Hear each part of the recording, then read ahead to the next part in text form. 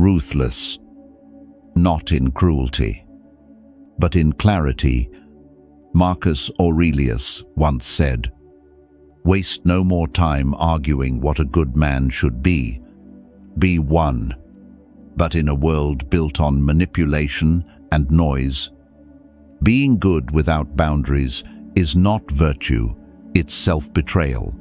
To survive here, you must learn to become both light and fire. You must learn to be unshakable, to protect your peace like a fortress, to master your emotions like a warrior, to speak less, observe more, and choose yourself without guilt. This is not about becoming heartless. It's about learning how to love with discipline, to detach without hate, and to forgive without re-entry. Because the truth is simple, the world will break you unless you become ruthless. And in this video, you'll learn how to transform that pain, that disappointment, that exhaustion into psychological power, emotional control, and stoic dominance. This is not a lesson in cruelty, it's a blueprint for becoming unbreakable. Stay until the end, because the person you'll meet after this will not be the same one who pressed play. For most of your life, you've been told that being good will protect you, that kindness is the cure, and forgiveness the path to peace.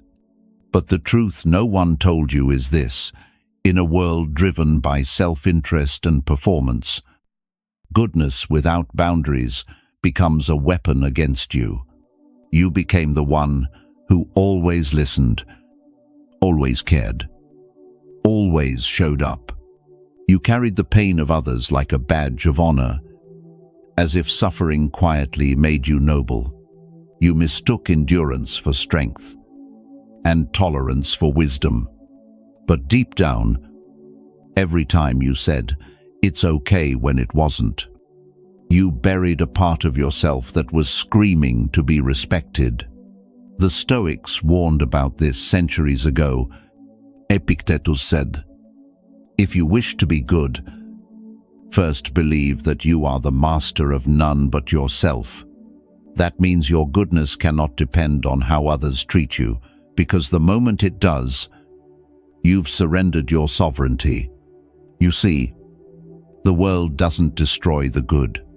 It destroys those who are too available, the ones who confuse love with access and compassion with compliance, the ones who let others drain them because they mistake chaos for connection. The good guy dies the day he realizes his kindness has become currency spent cheaply by those who never earned it. He dies when he sees that his silence is not seen as peace, but as permission. He dies when his forgiveness becomes a revolving door for people who keep walking in and out of his life without consequence. And yet, that death is necessary, because the man or woman who rises after that death, the one who no longer apologizes for having standards, who no longer explains their silence, who no longer chases those who walk away, that person is born out of the ashes of the good guy. The death of the good guy is not bitterness, it's awakening. It's the moment you stop seeing the world through sentiment and start seeing it through structure. You begin to realize that your energy is sacred, that your time, your peace, your attention are currencies of power, and anyone who hasn't earned them doesn't deserve them. Marcus Aurelius wrote, "The happiness of your life depends upon the quality of your thoughts."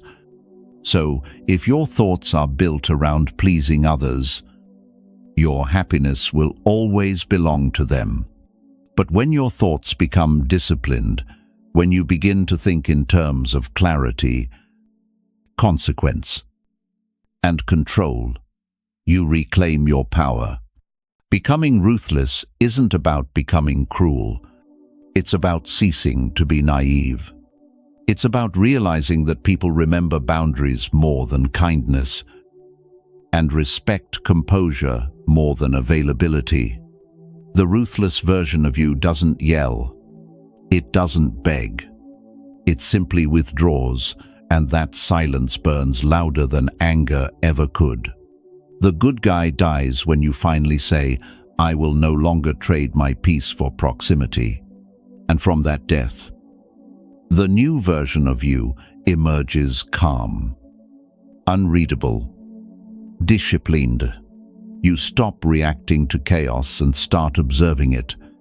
You stop needing validation and start mastering solitude.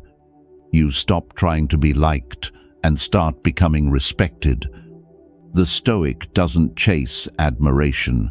He embodies control. He learns that peace is not the absence of conflict, it's the presence of boundaries. And once you understand that, the world can no longer break you the same way again. So, if you've ever been called too nice, too forgiving, too patient, remember this. Those weren't compliments, they were confessions of how easily you could be controlled. And today, that control ends. Because the death of the good guy isn't your downfall, it's the rebirth of your power. Pain doesn't come to destroy you. It comes to strip you down to the truth. Every scar you carry, emotional, spiritual, or psychological, is a lesson your comfort was too proud to teach. And every time life broke you, it wasn't cruelty, it was calibration. It was the universe burning away everything that made you weak, everything that made you dependent, everything that kept you breakable. Most people spend their lives avoiding pain. They numb it, escape it, blame others for it. But the Stoic learns to sit inside it, because within pain lies the only real path to power. Seneca once wrote, "Fire tests gold. Adversity tests men." Pain is that fire, the ruthless purification of your illusions.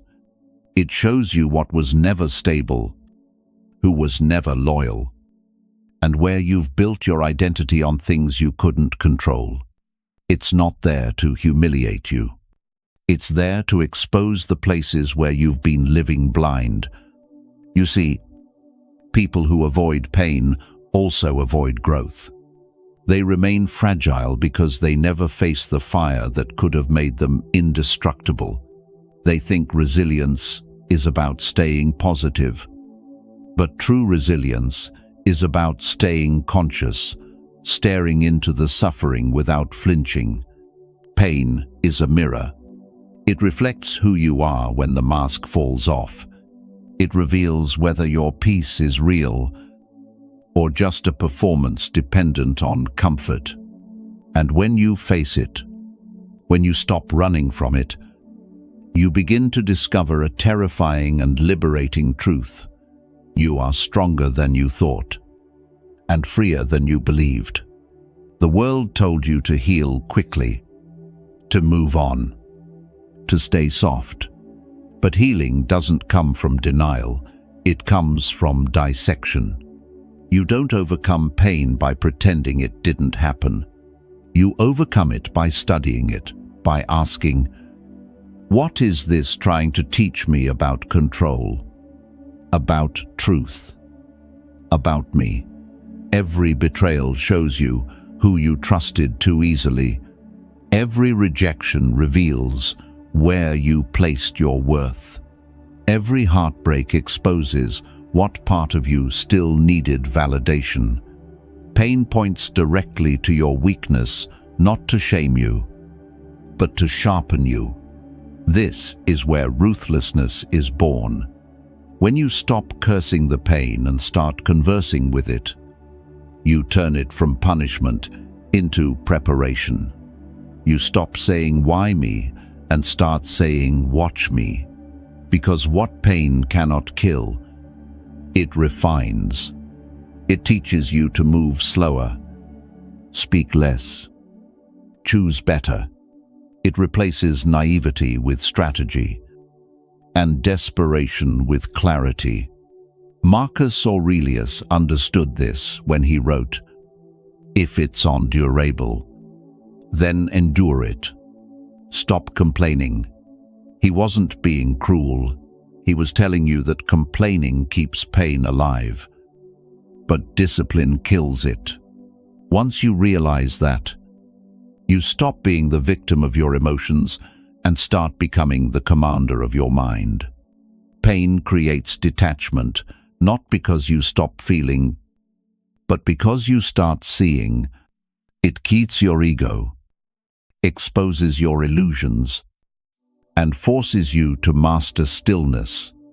And in that stillness, something dangerous happens. You stop fearing pain. And the moment you stop fearing pain, no one can manipulate you with it again. That's the birth of ruthlessness. Not the loud, angry kind, but the calm, measured, immovable kind. You don't shout your strength, you radiate it. You don't seek revenge, you evolve past the need for it. You don't respond to the chaos, you let it reveal who still lives in it. From that point on, you move differently.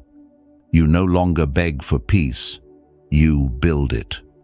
You no longer seek validation, you embody worth. You no longer chase healing, you become it. Because pain is not your punishment, it's your proof. Proof that you've survived what was meant to end you. Proof that you've learned to walk through fire without burning. Proof that you no longer need softness to stay kind, or comfort to stay calm. Ruthlessness is not born in the absence of pain, it's forged in the heart of it. And when you've faced the worst and stayed standing, you realize something sacred. The pain that once broke you is now the foundation of the power no one can take away. One of the fastest ways to lose power is to start explaining yourself to people who already decided not to understand you. They don't seek your truth, they seek your reaction. They don't want to hear you, they want to study you. And every time you defend your intentions, you hand them the blueprint of your emotions. You give them access to the one thing they should never have: your internal world. The Stoics called this loss of control pathos, the state of being ruled by emotion instead of reason. Marcus Aurelius warned, "Waste no more time arguing what a good man should be. Be one." Because the more you explain yourself, the less you embody yourself. You become a performer, not a presence. In this world, everyone is fighting for narrative control. They want to define you, label you, shrink you into something manageable. When you explain, you enter their frame. But when you stay silent, you stay sovereign. Silence unsettles those who need your reaction to feel relevant. It forces them to fill the gaps with their own projections, and that's where your power begins. Think about it. The people who provoke you aren't seeking truth, they're seeking leverage. The ones who misunderstand you often prefer it that way because your confusion feeds their control. They need you to justify yourself so they can anchor you emotionally. And every word you offer becomes a string they can pull later. A person who explains too much isn't being kind, they're being controlled. Because the moment you justify, you reveal that you need to be seen as good, as right, as innocent. And that need is what people weaponize. The Stoic alternative is radical restraint. You stop defending yourself and start defining yourself through composure. You let your actions clarify what your words never could. Because the calm man is not silent out of weakness, he's silent out of choice. He knows that truth doesn't demand validation, it demands embodiment. Epictetus once said, "If someone speaks ill of you, do not defend yourself, but respond that they must not have known the rest of your faults." That's Stoic irony. The refusal to participate in emotional tug-of-war. You disarm attacks not with defense, but with detachment. You don't argue, you observe. You don't beg to be understood, you outgrow the need to be. You must understand this. In psychological warfare, clarity is currency and ambiguity is armor. The more they think they understand you, the easier you are to manipulate. But when your reactions become unpredictable, when your silence becomes unreadable, you flip the balance of power without saying a word. The great strategist never explains his next move. The wise ruler never justifies his authority. And the calm Stoic never defends his peace. He simply holds the line, knowing that silence often exposes more truth than arguments ever could. So when they question your distance, let them. When they twist your story, let them. When they call you cold, detached, arrogant, smile quietly, because every false assumption is a wall being built between their chaos and your peace. Control is not about dominance, it's about direction. You can't direct the world, but you can direct your energy. And when you withdraw it from explanations, you create psychological gravity. People begin to orbit you not because you demanded attention, but because your composure forced them to respect your mystery. The less they know, the more they wonder. The more they wonder, the more they think. And the more they think, the more your silence speaks. So stop explaining your standards. Stop defending your distance. Stop apologizing for your evolution. You don't owe anyone access to your peace. Your calm doesn't need commentary. It's enough that you know what you're building, because when you control your narrative, you no longer need the world to believe it. There will come a moment when your soul will whisper, "Stop holding what's already gone." And that's the moment detachment begins, not from coldness, but from clarity. Most people think detachment means not caring. They're wrong. Detachment is caring correctly. It's learning to love without losing yourself, to walk away without hating, to protect your peace without needing revenge. Because what's the point of loving the world if the world can destroy your peace at any moment? The truth is, the world will try. It will tempt you to explain, to beg, to chase. It will make you believe that attachment equals loyalty. But Stoicism teaches the opposite. Attachment is the beginning of slavery. Loyalty, when misplaced, is the end of freedom. Marcus Aurelius wrote, "When you arise in the morning, remember that you will meet ungrateful, arrogant, deceitful men, yet none of them can harm you if you don't allow it." He wasn't talking about avoidance, he was teaching the essence of inner distance. Detachment is the invisible armor between your emotions and their chaos. It's the discipline of staying centered when everything around you tries to pull you off balance. The weak think freedom means saying yes to everything. The wise know freedom is the ability to say no without guilt, without apology, without explanation. When you learn to detach, you learn that silence is not loss, it's protection. Distance is not rejection, it's alignment. Look around you. The most exhausted people aren't the ones working hardest, they're the ones trying to keep dead relationships alive. They mistake endurance for strength, when in truth, they're just afraid of letting go. But the Stoic mind understands you cannot grow while clutching decay.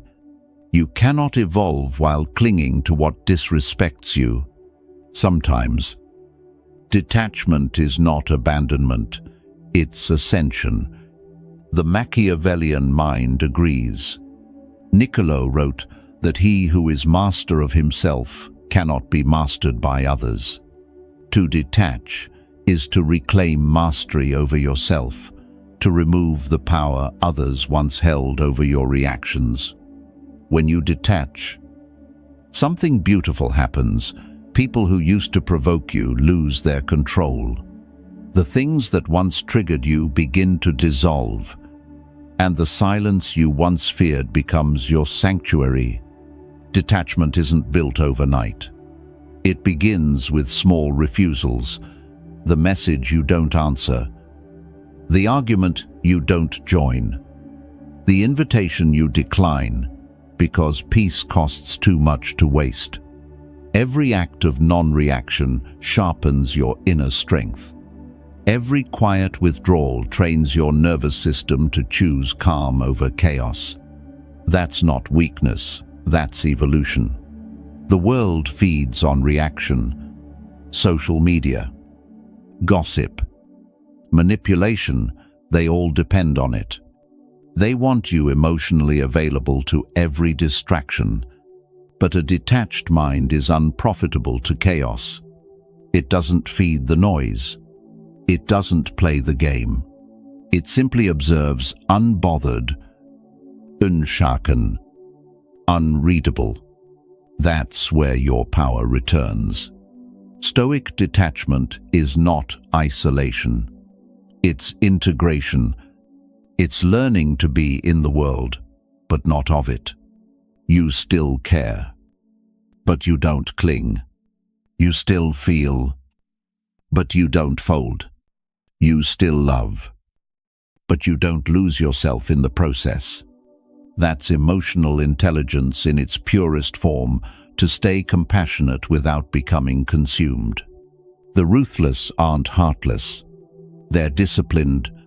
They've learned that not every battle deserves a warrior, and not every person deserves a seat in your peace.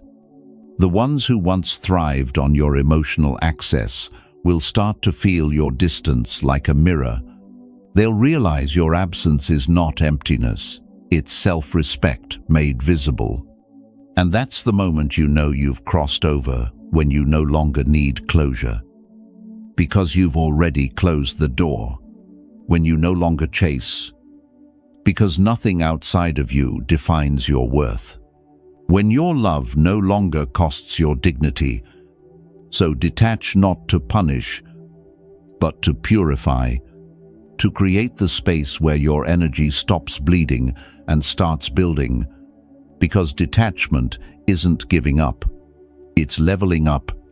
And one day, when they try to pull you back into the old chaos, you'll smile and say, "That version of me doesn't live here anymore." If detachment is your shield, then boundaries are your fortress.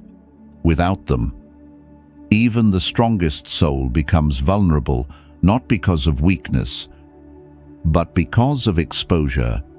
You can have the purest heart, the sharpest mind. But if your energy is accessible to everyone, your peace will always be on loan. The truth is, boundaries are not walls to keep people out. They are gates that decide who deserves to come in. They are the architecture of emotional control. Without them, life becomes chaos, disguised as kindness. Most people destroy themselves not because of enemies, but because of their inability to say one simple word, no.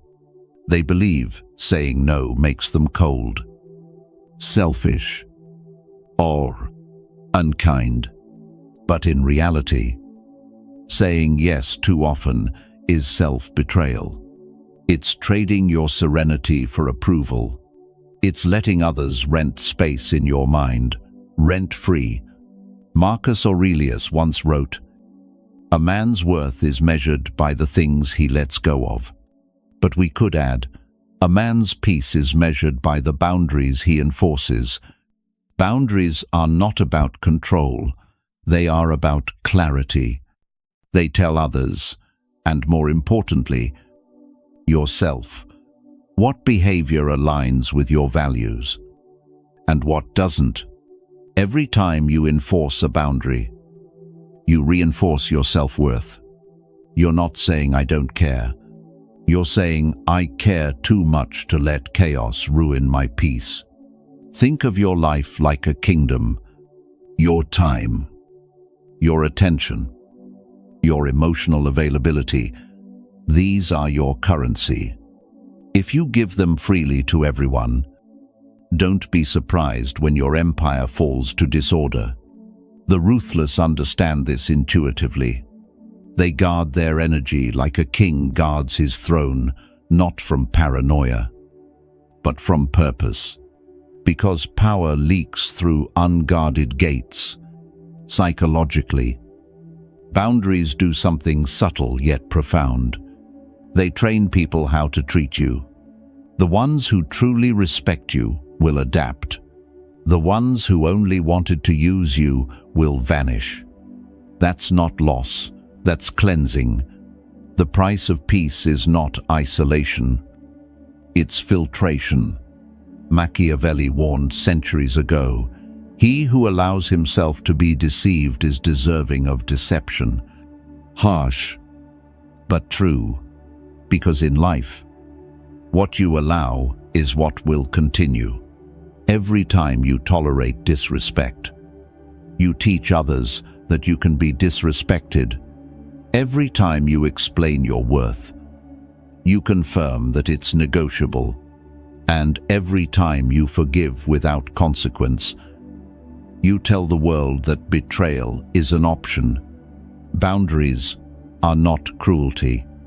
They are correction. They don't push people away, they filter out the wrong ones. And here's the paradox. The more boundaries you have, the more freedom you feel, because clarity creates calm. Uncertainty creates anxiety.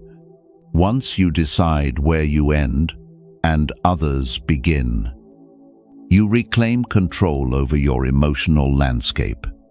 But building boundaries requires courage, the courage to disappoint others so you can stop disappointing yourself. It means learning that you can love someone deeply and still refuse their disrespect. It means understanding that forgiveness doesn't mean access, and empathy doesn't mean endurance. You can wish people well and still walk away. Boundaries are the silent language of high self-worth. They don't need to be shouted, defended, or debated. They are felt through your composure, your absence, your silence. When you start living by principle instead of permission, people sense the shift. They stop testing you. They start respecting you. This is how the Stoic builds power, not through control of others, but through control of access. You decide who gets your time, your peace, your energy. And once that decision becomes sacred, your life transforms from chaos to order, from exhaustion to elevation. So the next time someone accuses you of being distant, detached, or cold, remember this: you're not cold, you're composed. You're not detached, you're disciplined. You're not selfish, you're sovereign. Boundaries are not barriers to love. They are the structures that allow love to exist without destroying you. Because when your boundaries are strong, your energy becomes rare. And when your energy becomes rare, your value becomes undeniable. So, build your walls, not out of fear, but out of self-respect. Make your peace non-negotiable. Let your silence guard your energy. And watch how the world starts treating you differently when you finally start treating yourself like something sacred. The most dangerous person in any room is not the one who shouts, argues, or demands. It's the one who stays silent and observes. In a world addicted to reaction, silence is rebellion. It disturbs the weak because they cannot read it. It confuses manipulators because they cannot use it. And it commands respect from those wise enough to recognize its strength. You see, noise is the language of insecurity. People talk endlessly to prove they're in control. They over-explain to justify their choices, overshare to seek validation, and overreact to feel significant. But the more you speak, the more predictable you become. And predictability is the enemy of power. The Stoics understood this long before psychology gave it a name.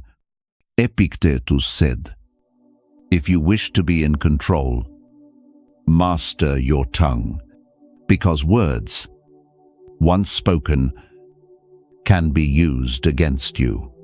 But silence cannot be weaponized. It can only be feared, respected, or misunderstood. And all three work in your favor. In psychological warfare, silence is not emptiness. It's a mirror. It reflects people's intentions back at them. When you stop reacting, you force others to face themselves. They reveal their insecurities through their own noise. They start asking questions, making assumptions, spinning stories in their minds just to fill the quiet. And without saying a word, you've already shifted control. This is why calmness is terrifying to the unstable. They thrive on chaos, on pulling reactions out of you. Your silence denies them that fuel. They can't feed off your energy if you refuse to serve it. That's when the power dynamic flips. The one who can't handle stillness exposes their weakness. And the one who stays composed quietly dominates the exchange. Silence is not passive. It's precision. It's knowing when to speak and when to disappear. It's understanding that not every insult deserves a response. Not every accusation deserves a defense. And not every argument deserves your energy. The world will try to convince you that silence means defeat. But true silence is not withdrawal, it's control. It's psychological gravity. When you speak less, every word you do speak carries weight. When you act less, every action becomes significant. Your restraint magnifies your presence. Watch the people who can't stop explaining themselves. They're desperate for approval. Watch the ones who always need the last word. They're terrified of irrelevance. But the one who can walk away mid-conversation, who can listen without reacting, who can absorb chaos without absorbing emotion, that's the one who owns the battlefield. Because silence is clarity. When the noise fades, you see who's real. When the arguing stops, you see who's secure.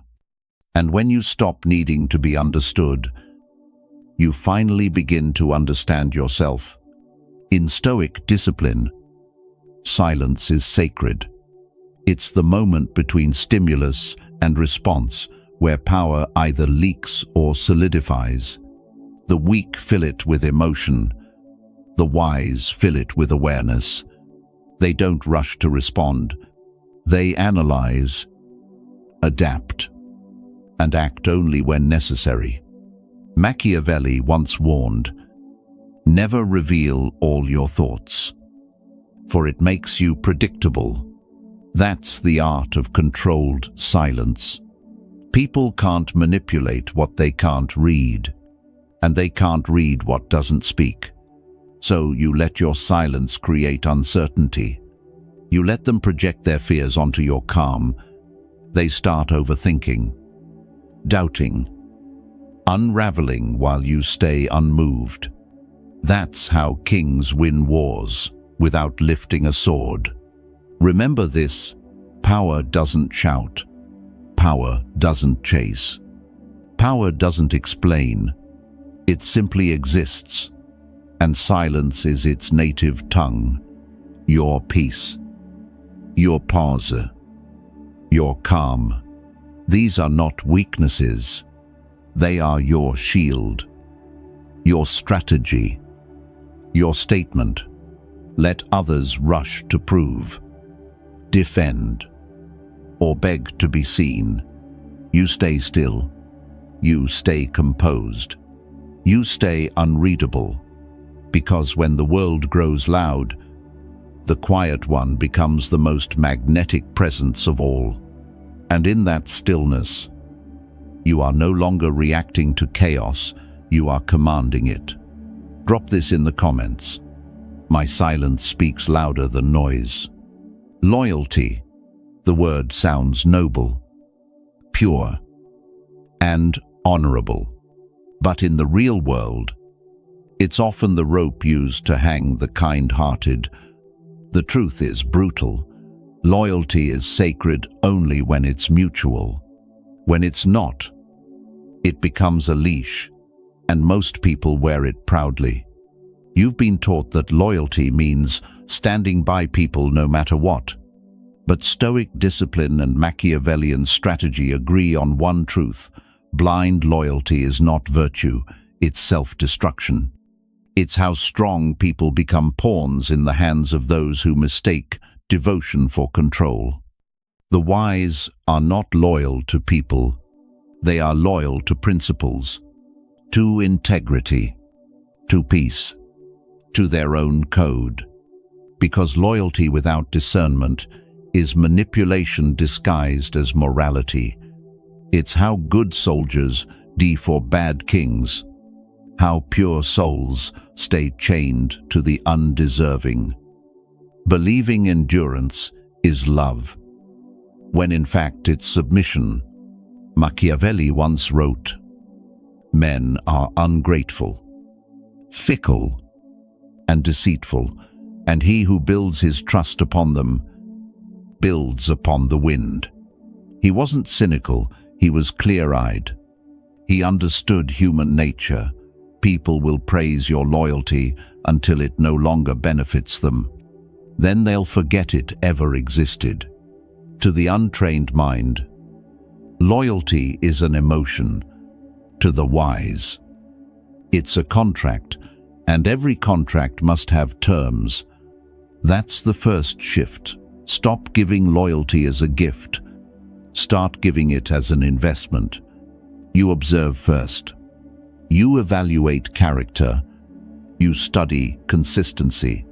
You make people earn your allegiance through integrity and mutual respect. And the moment they betray it, you withdraw it calmly, silently, permanently. The ruthless are not disloyal. They are precise in their loyalty.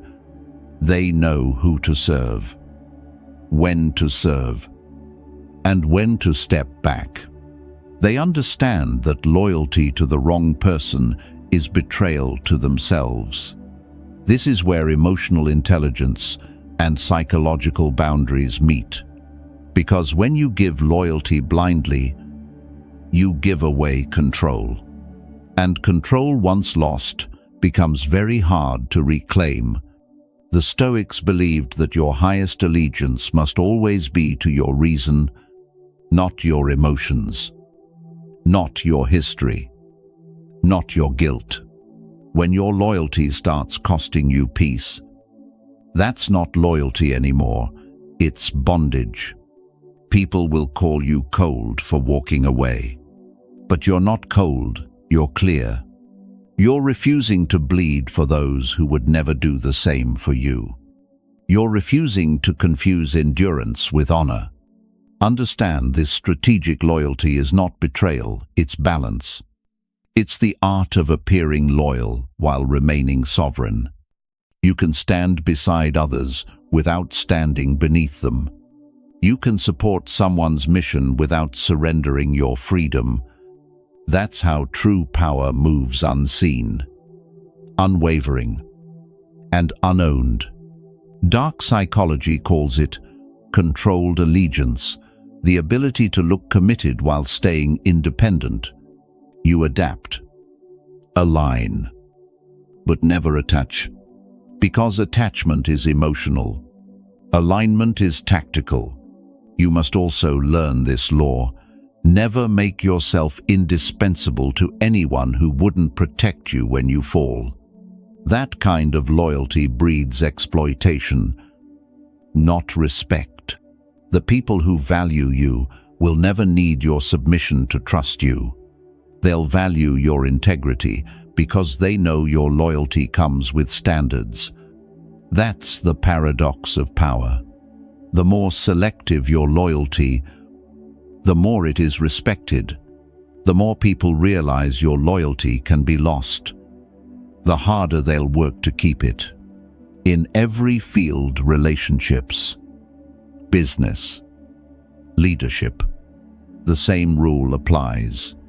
Loyalty without leverage is slavery, but loyalty with awareness, that's influence.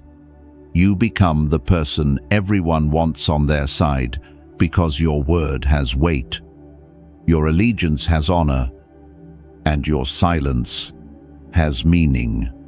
So be kind, but not compliant. Be loyal, but not blind. Be supportive, but never submissive. Keep your loyalty sacred by making it scarce, because in the end, loyalty is not about giving everything, it's about giving wisely. And when your loyalty aligns with truth instead of emotion, you no longer serve people, you serve purpose. You no longer chase approval, you command respect. You no longer depend on their validation, you stand on your principle. That's how the ruthless love, how the Stoic serves, how the powerful remain untouchable. Drop this affirmation in the comments. My loyalty is earned, not assumed. Becoming untouchable isn't about walls. It's about roots, the kind that grow so deep, no storm can rip them out. The world will test you through betrayal, disrespect, rejection, and loss. But here's the truth. Those things don't destroy you. Your reaction to them does. You only become breakable when you hand your peace to chaos.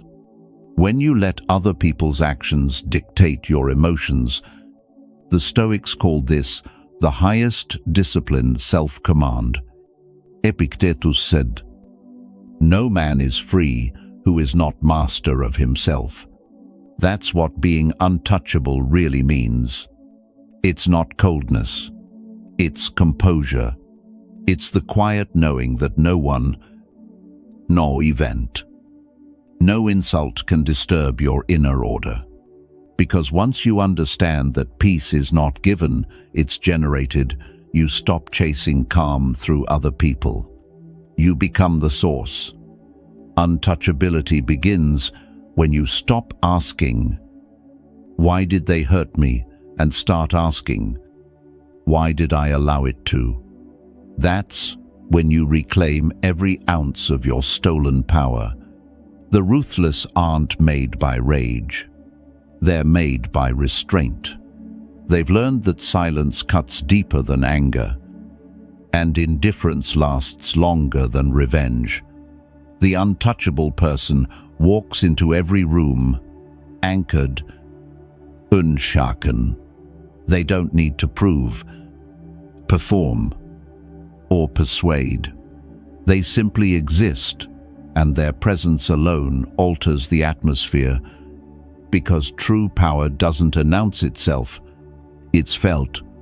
To reach that state, you must kill the three illusions that keep people weak. The illusion that you need to be liked, the illusion that you must be understood, the illusion that life must be fair. Once these die, you are reborn as something rare, a person who no longer fears chaos because they've mastered stillness, a person who doesn't react because they've already rehearsed peace in their mind. In psychology, this is called emotional sovereignty, the ability to regulate your world from the inside out.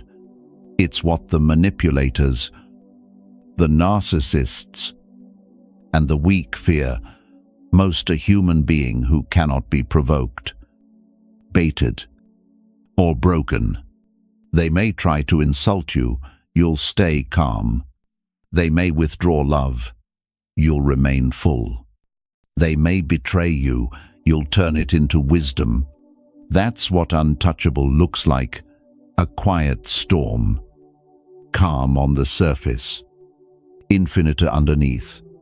Marcus Aurelius wrote, "You have power over your mind, not outside events." That's the Stoic blueprint for becoming untouchable. You don't control what happens. You control what it means. You redefine pain as training, betrayal as refinement, solitude as strength. Everything becomes fuel. Nothing becomes prison. And that's the final evolution, not to escape the world, but to stand in the center of it, untouched. You don't run from fire, you become fire. Not to burn others, but to illuminate your own path. Drop this affirmation in the comments: I am calm. I am clear. I am untouchable.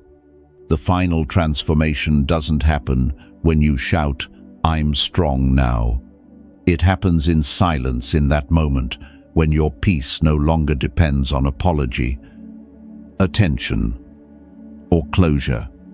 You've been through the battlefield of emotions: heartbreak, betrayal, abandonment, confusion.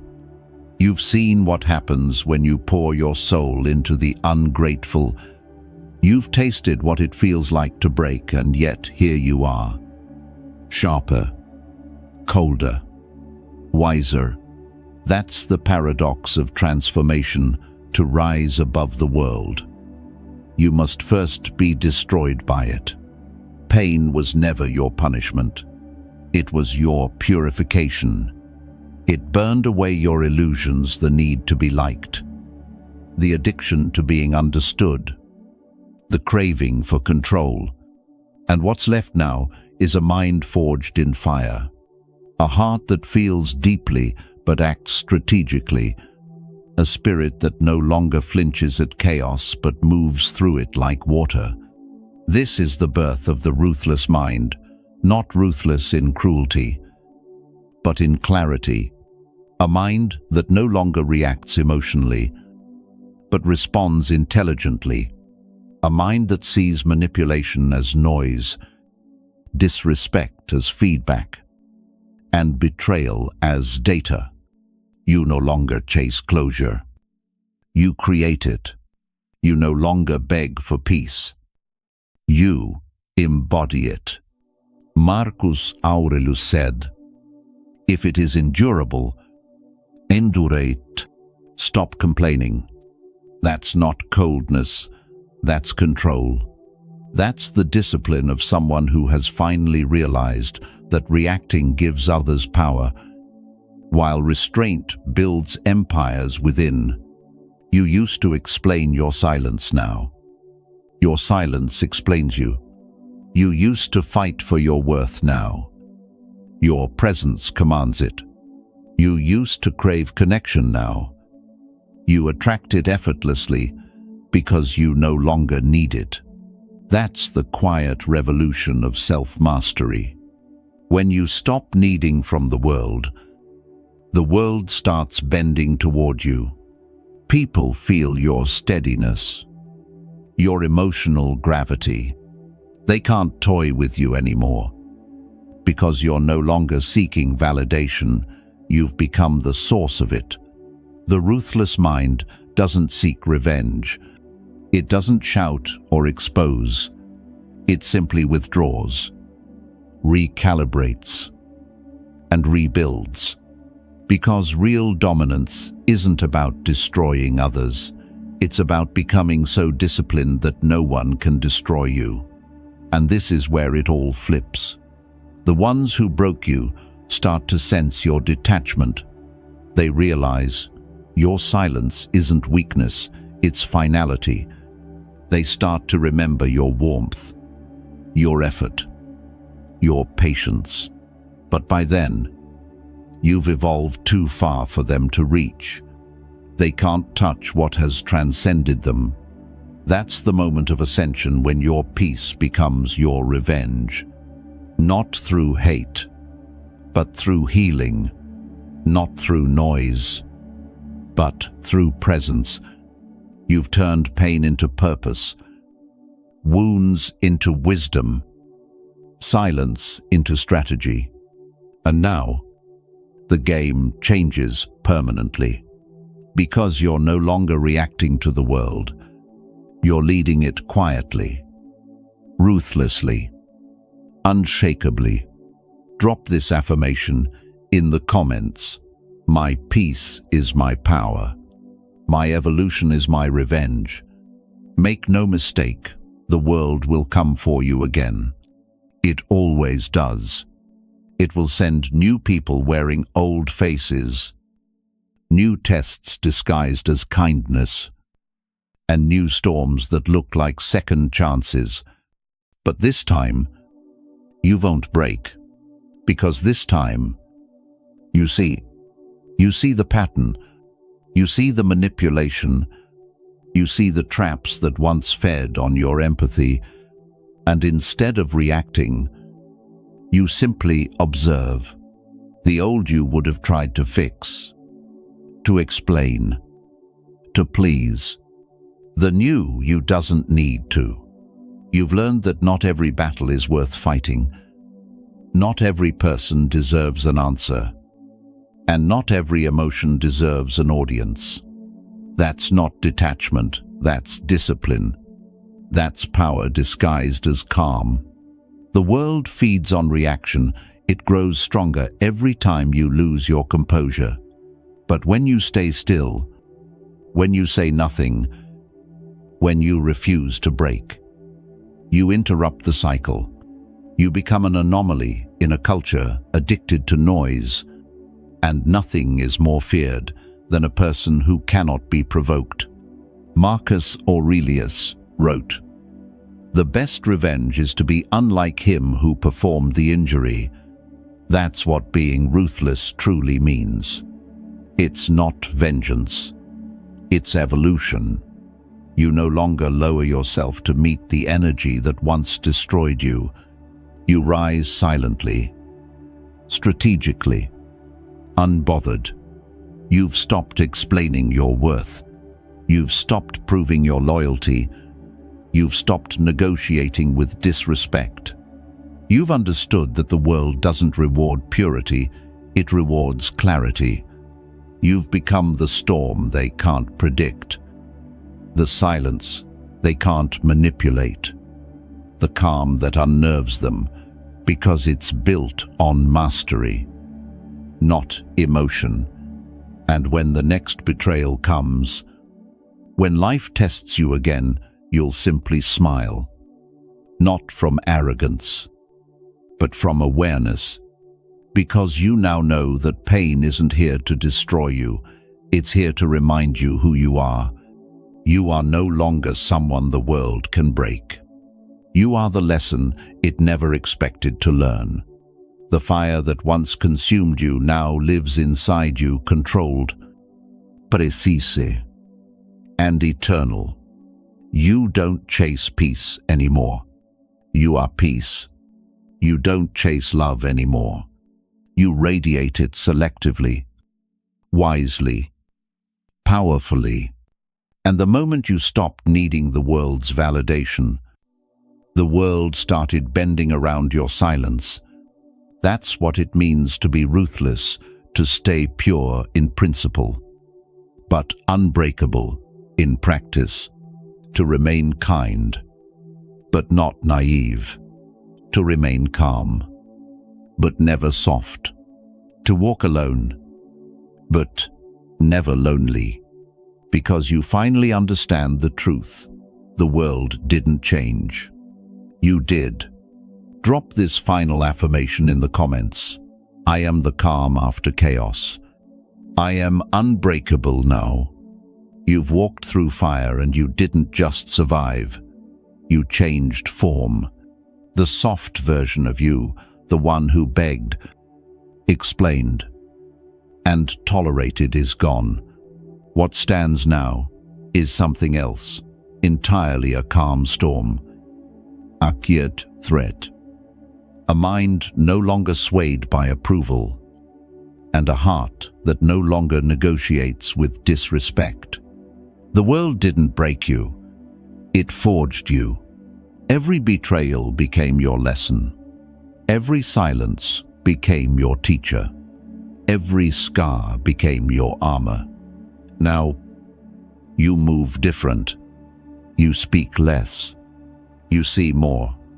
You've become the one thing this world cannot manipulate, a person who needs nothing but self-command. And that's what they'll never understand. Your peace is not weakness, it's control.